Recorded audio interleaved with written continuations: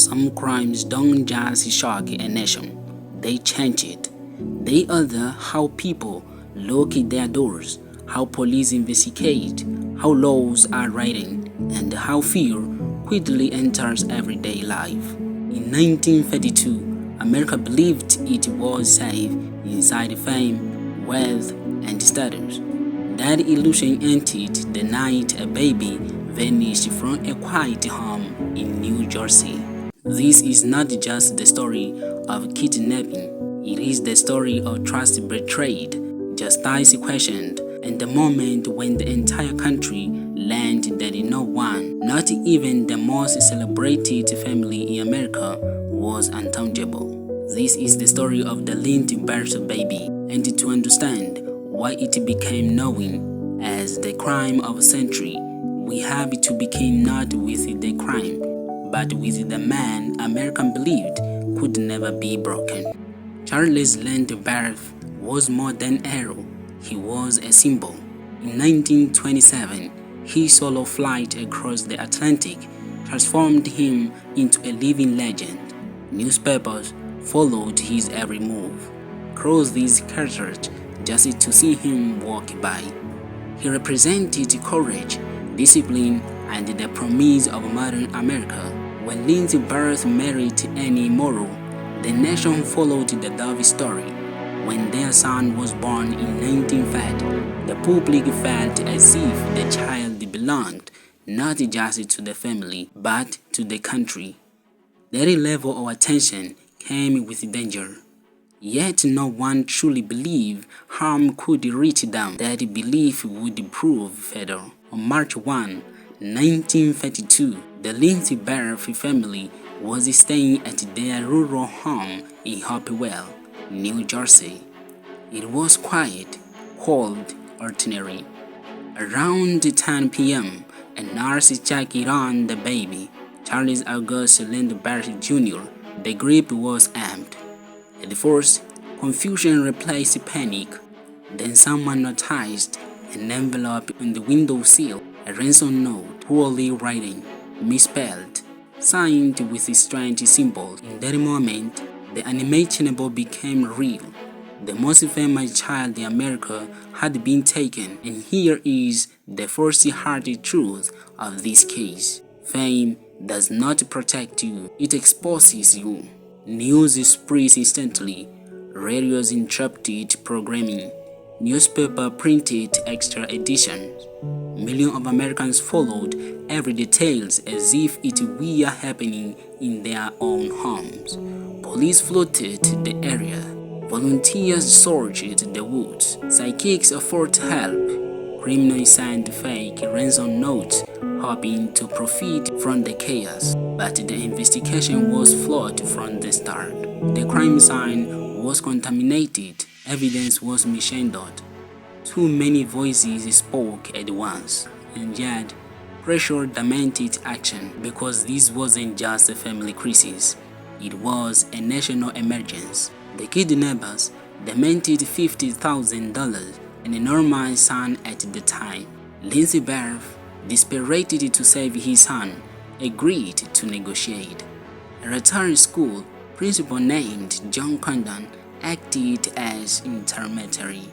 Secret meeting followed. Coded messages were exchanged. The ransom was paid, but the child was never returned. Weeks later, the baby's body was found in the woods, not far from the Lindbergh home. The discovery shattered the nation, and it raised a devastating question: was the child ever meant to survive? For over 2 years, the case went cold.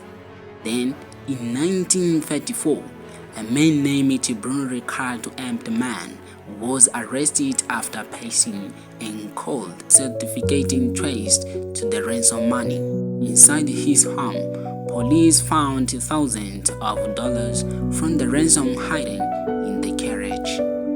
To investigators, the case suddenly looked solved.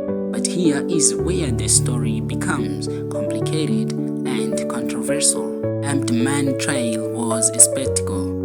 Reporters packed in the courtroom. Public opinion hardened quickly.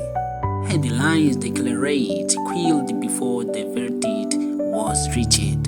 The evidence was circumstantial but persuasive.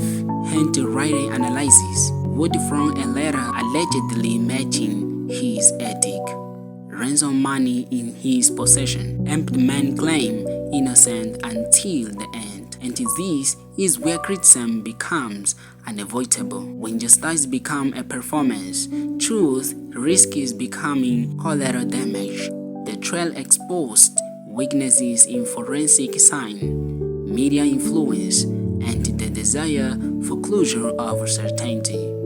Empty Man was convicted and executed in 1936, but the doubt never fully disappeared. Decades later, historians and legal scholars still debate the case. Was Empty Man killed, or was he the most convenient answer to an unbearable misery? What cannot be debated in the impact? The case led to the Federal Kidnapping Act, also known as the Lindbergh Law, giving the FBI authority to investigate kidnappings across state lines. From tragedy, reform was born, but reform does not equal resolution. At its core, the Lindbergh baby kidnapping is not just about one crime. It is about how fear spreads faster than fact, how pressure shapes investigations, and how society often confuses closure with its truth.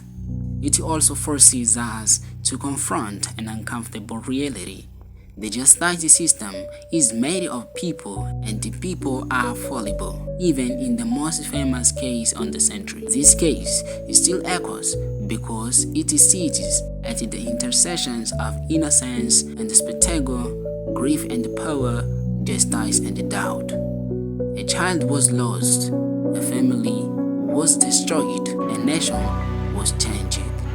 And perhaps the most empty part is this: we may never know everything that happened that night, but remembering carefully, critically, humanly is the least we owe with those who could not speak for themselves. If stories like this matters to you, not as legends, but as lessons, then remain attentive, because the crime of the past are never truly past.